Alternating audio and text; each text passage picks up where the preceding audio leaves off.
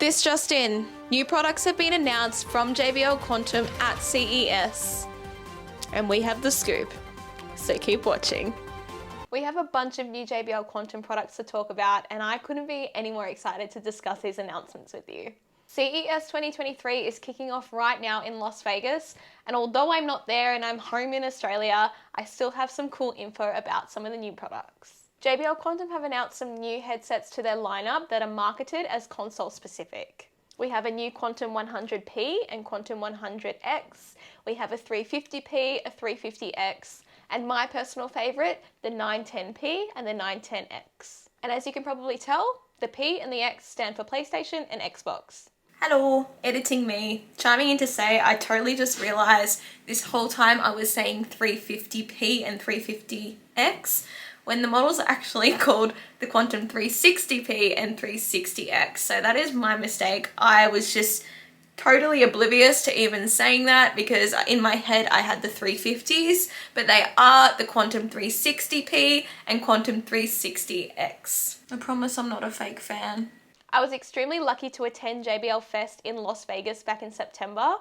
And when I was there, I got an exclusive look at these new products, and let me start off by saying they all look incredible. The P range has a new redesign, and it's a move that I've wanted JBL Quantum to do ever since they launched, and that's new colorways, especially in white. This is obviously not the most important feature of a headset, and we'll get to talking about the features shortly. This is purely just aesthetic, and it's something that just looks so premium. In my opinion, it's taken the headset to the next level, and it really looks the part. Do you prefer headsets with different colors or different colorways? Or are you someone that prefers black and chrome? A more traditional look? Let me know in the comments and we can have a chat. The Quantum 910 has been out for a little while now, but the 910P and 910X will be releasing for consoles. Now I say that the 910 has been out for a little while, but Australia still hasn't had it released here, so we probably won't get these new variants for a little while. Typical. Be sure to subscribe to my channel because it's actually not going to be too long until we get to look at the 910, and you know I'll be releasing a video on the 910P and X when they release here too. The biggest change from the Quantum 810 to the Quantum 910 and 19P and X is a spatial audio with head tracking. This feature released on the Quantum 1 headset for PC, which up until the 910 was announced, this was the most premium model in the range. The difference I'm hoping to see is a more fine-tuned head tracking experience, especially now that the 910 is a wireless headset, because the Quantum 1 is actually a wired headset. You can detach the cable, but it doesn't work without being wired. Now, I'm someone who doesn't really move my head around much when I'm gaming, but when I did have the head tracking activated on my Quantum 1, when I did notice it, from the odd movement here and there, it's actually a really cool feature, and I do think it does bring a more immersive gaming experience to the table. Do I think head tracking is necessary? No, I don't, but these new models do also sport big 50mm drivers along with active noise cancelling, and I'm hoping a long-lasting battery like its predecessor, the Quantum 810. So you are getting a good bang for your buck. For the average consumer who might not know what gaming headset works with which platform and purely just wants to go buy one off the shelf for their console, at least that's now more obvious due to its design and packaging and features that it works for PlayStation or it works for Xbox. So the compatibility is now obvious to a buyer. To quickly touch on the rest of the P and the X range, JBL Quantum are also releasing the 350P and the 350X, as well as the 100P and the 100X. So here's a Quantum 350 that I prepared earlier.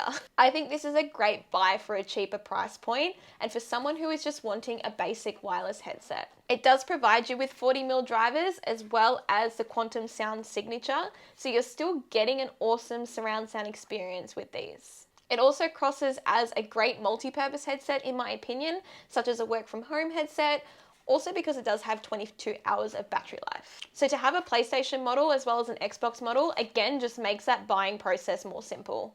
And this in white looks really nice too. I just can't help it. I really love white headsets and I've wanted a JBL Quantum 1 for so long.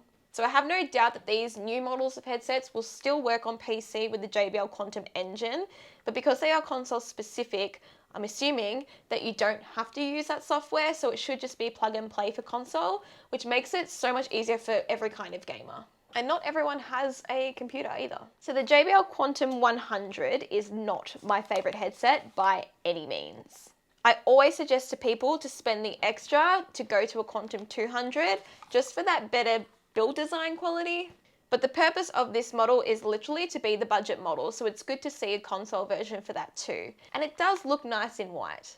I think this is a great model for kids because we know kids break everything and they do have smaller heads. So although this is still on the bigger side, I do think it's probably the best model for a child. But I have suggested to the product designers that they need to release a kids range, so just saying. All these models do look incredible in person, down from the design to the packaging. And the 910p and X, from what I got to test while I was in Vegas, is a true testament to how good these headsets are, how good they sound, and how well they work. But one thing I had no awareness of, and they kept under wraps, was they are releasing a JBL Quantum Truly Wireless Air. Now, I own the JBL Quantum Truly Wireless earbuds, and I genuinely think these are some of the best gaming earbuds out there, period, as well as some of the best earbuds for daily use too. I've had mine for months, and although I did have a earlier model and not final model, I did have issues with mine, which you guys saw in my review, but I still think they are the best gaming earbuds, period. So with the Quantum Truly Wireless Air, it's nice to see a lower model, a less premium model, especially one that probably won't have noise cancelling. So for people who don't want to spend money on the more premium model, at least I've got a different option to choose from too. I'm not a fan of the design shape. I much prefer a bud with a stem because my ears are quite small, so these little buds don't sit well in my ears. But I'll still be happy to check them out for you guys and review them when I can get my hands on them in Australia. So be subbed for that because I think it'll be a good comparison between those and these. JBL as a brand have announced a lot over at CES, also including the new JBL Tour Pro 2 earbuds, and I did get to see them in Vegas as well, so I can do another little video on those because I think this product is very interesting. But today that's all I've got for you guys, so thank you so much for watching. Make sure you subscribe for more JBL information from me, as well as follow me over on Instagram and TikTok because I do post a lot of product info and content over there too. I'll see you in my next video, guys. Bye.